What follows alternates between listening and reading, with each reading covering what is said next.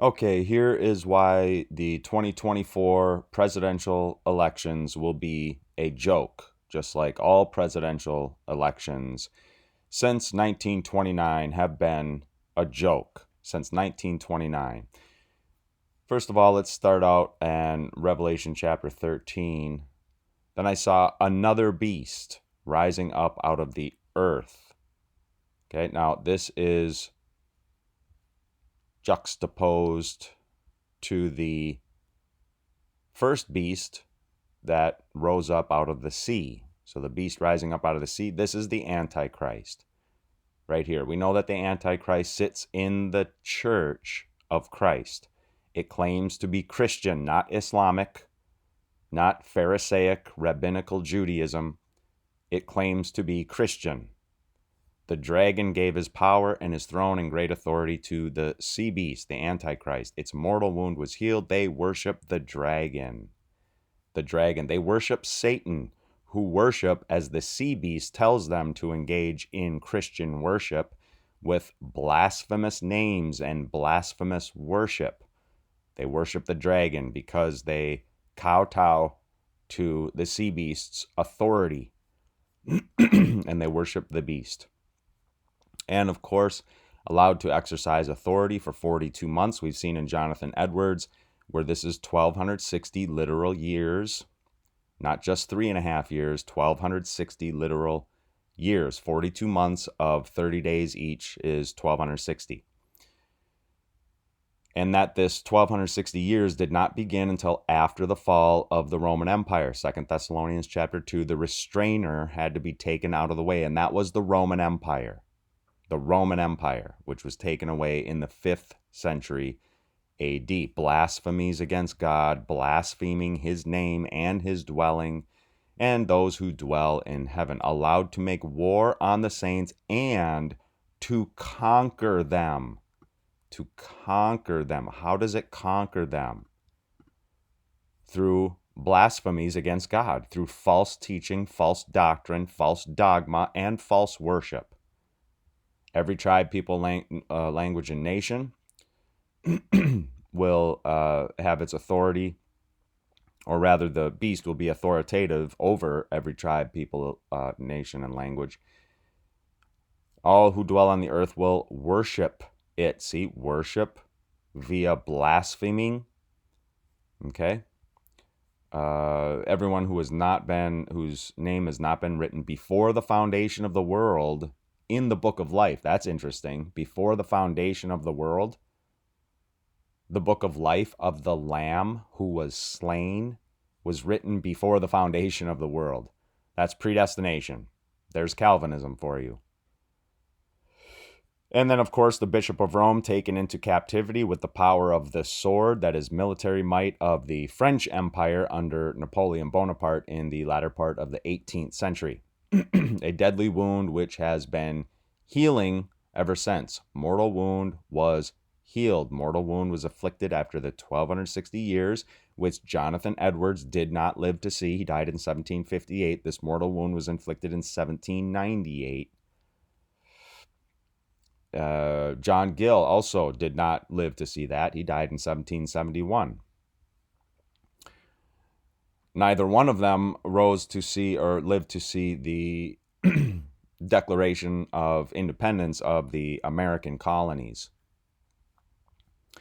But this another beast is, in fact, the United States, right here. Two horns like a lamb, started out lamb-like, but it spoke like a dragon. It caused the earth and its inhabitants to worship the first beast whose mortal wound was healed. Allowed to work in the presence of the beast. It deceives. It deceives. It is by deception, lying, errors, falsehoods. Those who dwell on earth, telling them to make an image for the beast that was wounded by the sword and yet lived. Again, this is after that wounding of the military might, after that 1260 years or 42 months, that this earth beast would begin to rise to power and become the dominant empire in the world. That's what a beast means. See Daniel chapter 7. To be marked, and notice, this earth beast causes the mark to be enforced on the right hand or the forehead. It's the sea beast's mark. The sea beast's mark. But it is the earth beast that enforces the mark so that no one can buy or sell unless he has the mark. Okay? This is the United States. Now, let's see about the 2024 elections, why they are a joke. As a result, the House failed to reapportion itself after the 1920 census. Finally, in 1929, the Permanent Apportionment Act became law. Permanent Apportionment Act permanently set the maximum number of House of Representatives, the House of Representatives, at 435. Permanent. There is no reason at all whatsoever that this should be 435. This should be closer to 5,435 because the number of representatives is supposed to reflect the population of the United States. And it should be one representative for about every 30,000 people, 30,000 citizens. I would be happy if it were one for every 60,000. That would be good. But it's not. It's 435. 435 for a population of roughly 330 million in the United States. Let's see here. Let's go to, let's just do the Wikipedia. Not an overly scholarly source, but a good source of information overall. Just basic. You wouldn't want to include this in a paper. The Reapportionment Act of 1929, also known as the Permanent Apportionment Act. See, this is the problem. Permanent. It's permanent. This needs to be changed immediately. It's a combined census and apportionment bill enacted June 18th, 1929 that established a permanent method for apportioning a constant 435 seats. That's the problem. This should not be a constant 435 seats. This number, 435, should have been increasing and increasing and increasing as our population increased. What was the population of the United States in 1929? Roughly 122 million. Now we're about 330 million. Well, this number hasn't changed because it's a constant 435. In the U.S. House of Representatives, this is our largest representative body in the United States. Is the U.S., not the Senate. The Senate is the number 2 largest.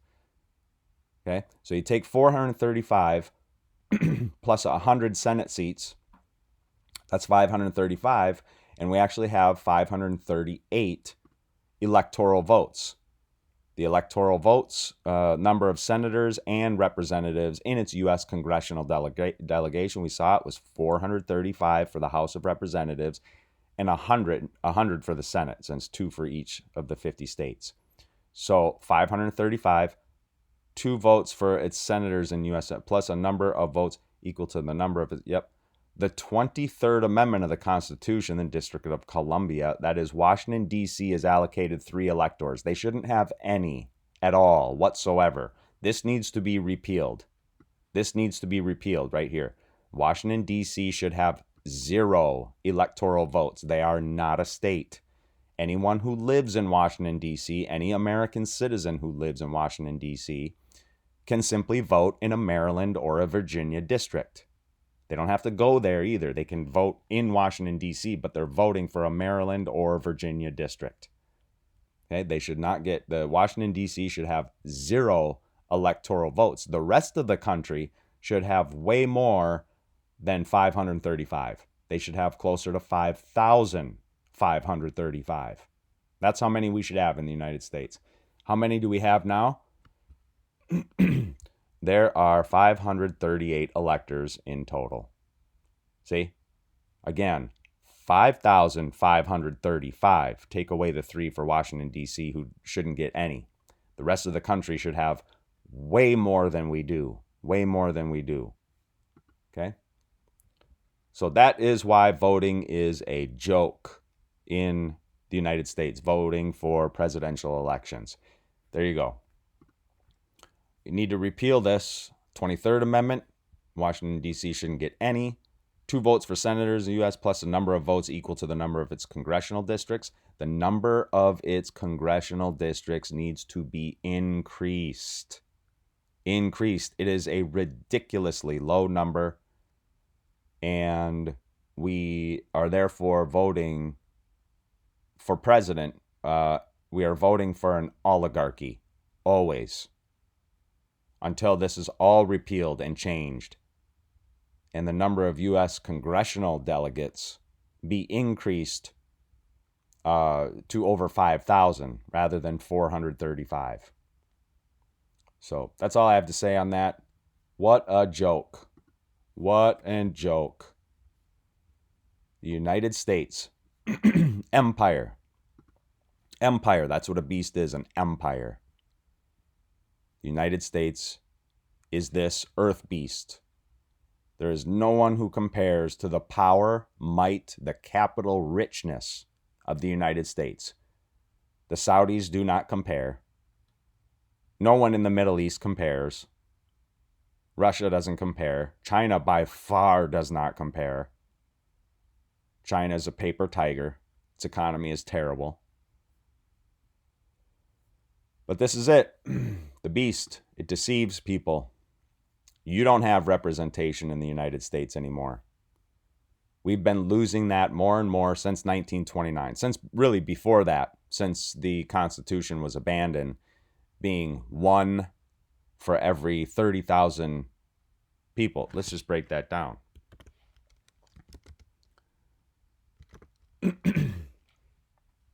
If you got 330 million, 330 000 000, we'll do some gazintas, divided by 435. That's, look at that. That is 1 member of the House of Representatives. There's 435, a constant 435. Check it out, for every 758,620 people. You see that? That's the rough average of how many each a single solitary congressional delegate, member of the House of Representatives, that's roughly how many people each one of them represent. That's way more than 30,000, I would say. Way more than 60,000. 758,620, roughly. Yep.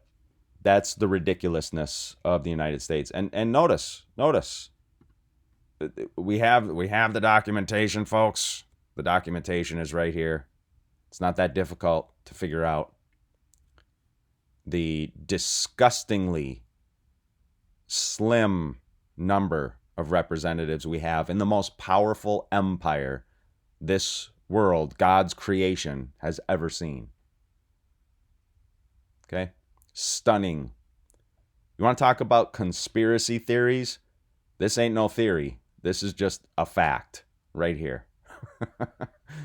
This is a fact. So let me know what you think in the comments down below. Talk to you soon. Soli Deo Gloria.